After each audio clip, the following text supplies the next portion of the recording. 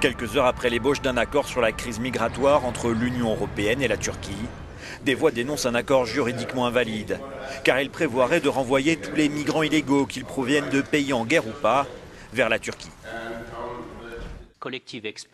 L'expulsion collective d'étrangers est interdite selon la Convention européenne des droits de l'homme. Donc un accord équivalent à un retour global de tous les étrangers dans un pays tiers n'est pas compatible avec le droit européen et international. Selon cette convention, il faudrait effectivement que chaque dossier de migrant soit examiné avant de prononcer une expulsion.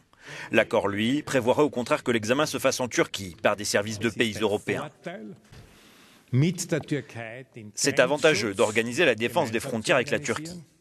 Mais on ne peut pas compter sur eux indéfiniment.